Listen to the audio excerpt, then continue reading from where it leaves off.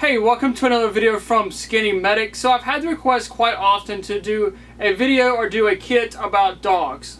Maybe you use your dog for search and rescue, maybe you take your dog on hikes, but you want to be a little bit more prepared for your buddy, your canine friend, in case he or she gets injured.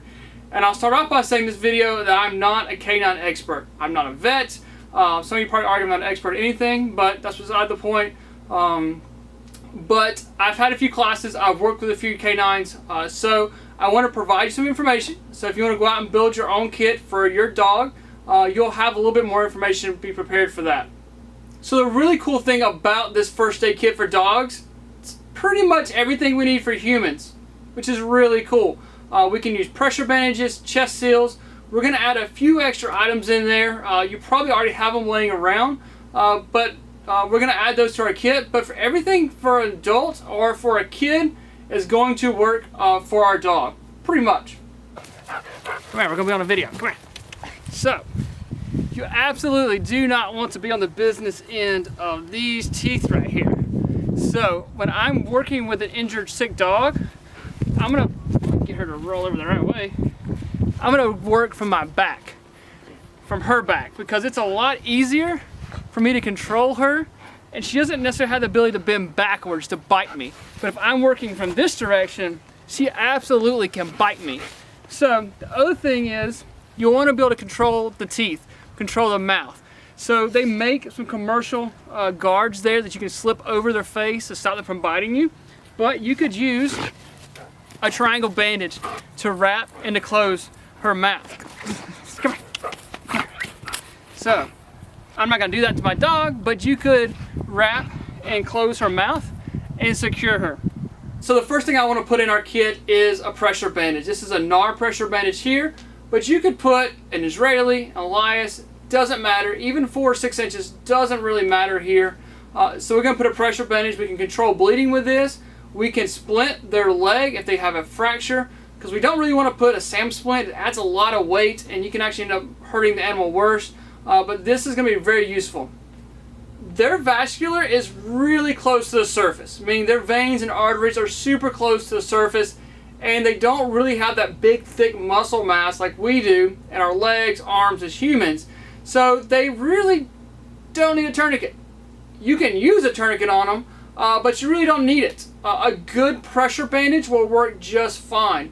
So the problem is the tourniquets, it's the way the leg is designed on the dog, is a tourniquet will actually slide down the extremity. So it gets a little difficult there. So you can use it, just gets a little difficult for you. So a pressure bandage is wider. You're talking 4 to 6 inches in width.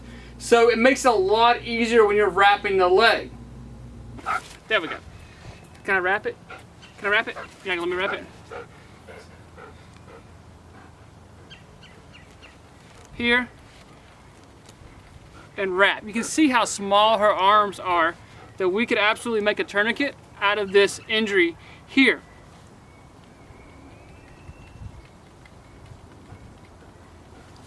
So you can also look at putting hemostatic agents in your kit if your budget allows.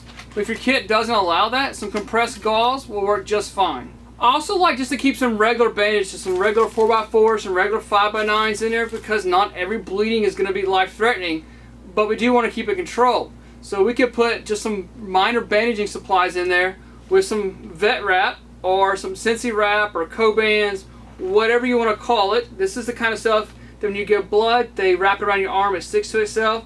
Very handy stuff, works great on canines. So for Airway, there's not a lot that you guys can do for your canine's Airway. They don't make an MPA that goes in their snout. They don't make an OPA, anything like that. We can put a breathing tube down there for them, but you guys probably can't do that. So we'll go on to respiratory, which is a breathing. Maybe he has a puncture in his chest, maybe you're hog hunting or stick impaled. I don't know what the scenario is, but you can absolutely use chest seals. I don't know how well these are going to vent. I would like to think in my mind these are still going to vent, but I don't know how well they're going to do it. But they absolutely are going to stick through the canine hair. You just have to really press it on there firm. But these are going to work. Either one you choose will work just fine for you. So the other thing I want to look at is about heat. Dogs can get overheated. The normal temperature range for your dog is about 102.5. If you're truly working your dog, you're doing search and rescue, or you're a canine officer, I bet you know your dog's normal temperature and your dog's working temperature. Most canine handlers know that. So dogs can get overheated. They don't really sweat very much, if any. It kind of depends on who you're talking to about that. So having a thermometer in your kit is important. We keep them in our kits. That way I can check, maybe the canine handler, his thermometer's dead or something like that. But we check to make sure their working dogs aren't getting overheated.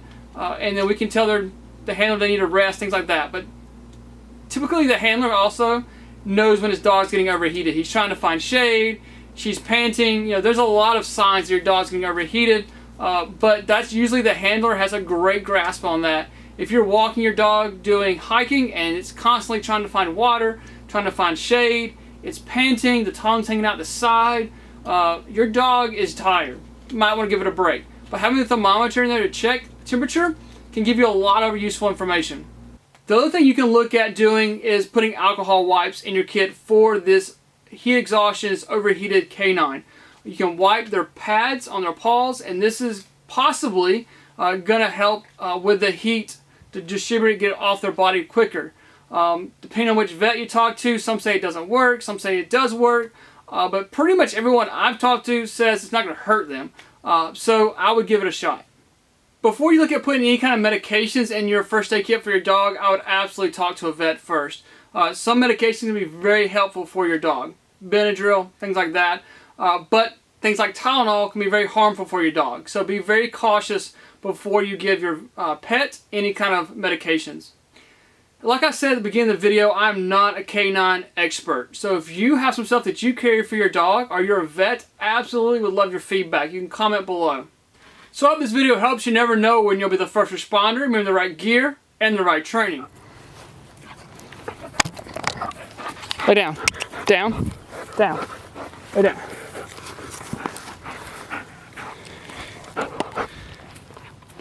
So the good thing is their arteries. So you can see her arteries are running right through there. We can check a pulse. She's not going to cooperate.